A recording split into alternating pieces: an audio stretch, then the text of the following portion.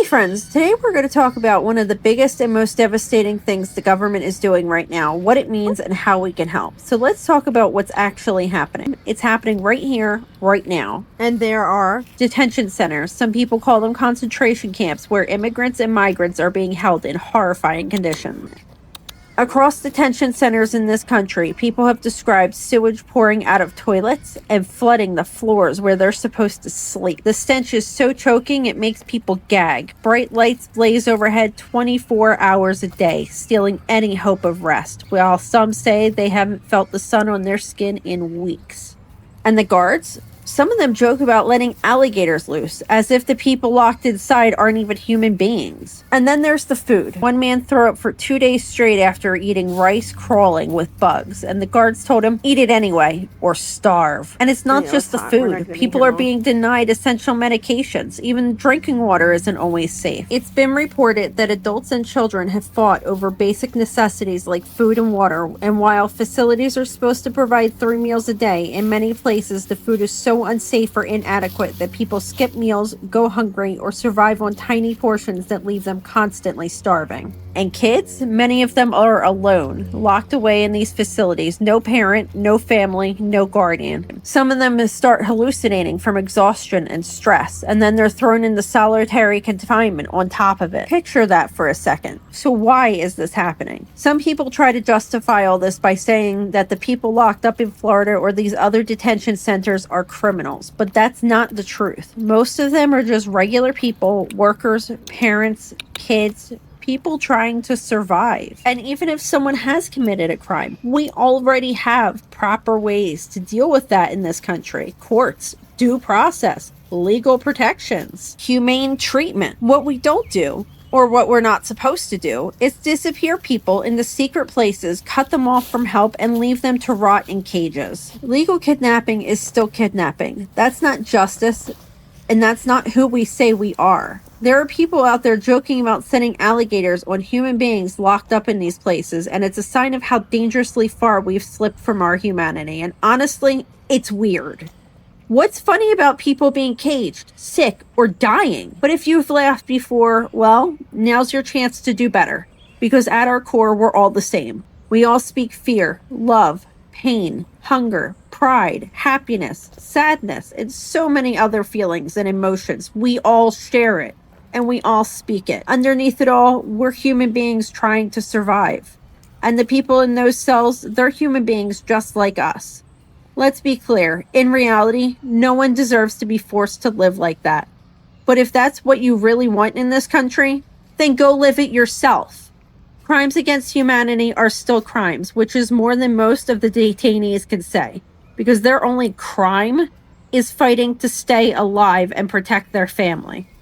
They're outside of the protections of law and just left in limbo without legal access to become part of the country or due process to be deported, all while being guilty of nothing more than trying to survive. And these are good people who would love to contribute to our society and our economy and help us build a better world and help support the systems that they've already been in place supporting. So unless, of course, trying to survive is something we persecute people for these days, this should gut every single one of us, because people aren't disposable and none of us should ever be locked away, silenced, or forgotten. This doesn't have to be how we treat people. We're absolutely capable of building a system where people who want to come here, who want to work, contribute, and raise their families can do so safely and legally. A system that respects human rights and doesn't waste billions locking away people who've done nothing but try to survive. People deserve legal pathways. They deserve a chance to become our neighbors, our coworkers, and our friends.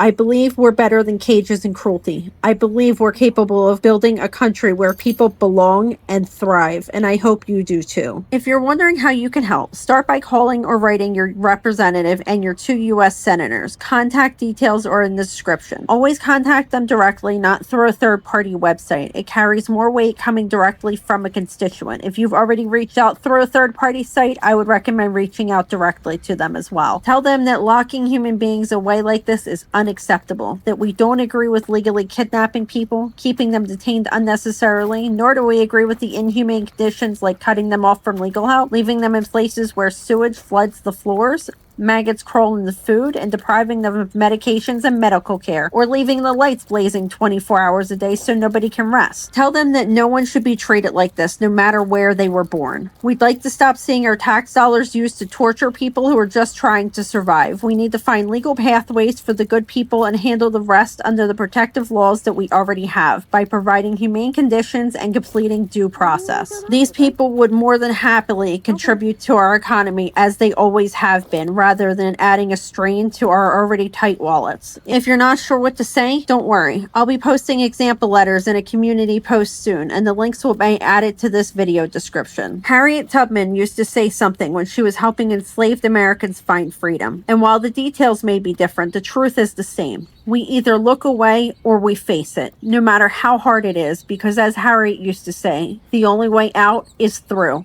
And when we get to the other side, I want to be able to look myself in the mirror, knowing that I didn't just stand by and do nothing. I hope we all can. Before I go, I want to touch on how we got here and how we get through it, because one of the biggest reasons we're in this mess is that not enough people are informed. And the best way to reach people who aren't already watching channels like this is through Google Ads, literally putting this message in front of people who may never see it otherwise. A lot of creators I see are missing two key pieces. They're not telling people how to help, and they're not getting their message out beyond wherever the algorithm decides to send it, which honestly isn't very far. And that's what we're trying to change here. I'm here to talk about what's going on, what we can actually do about it, and how we can spread this information as far and wide as possible. But running those ads isn't free. So far, ads alone have cost me nearly $1,500 out of my own pocket. And the kicker is, views from paid ads don't even count towards the watch hours or shorts views that I need to qualify for YouTube's partner program. Ideally, YouTube revenue would cover this, but we don't have years to wait. So if you've gotten value from these videos and you believe in the mission that we have here, and if you're able to, please consider helping out the cause by buying me a coffee at C as in Charlie, O, F as in Frank, F as in Frank, .ee/always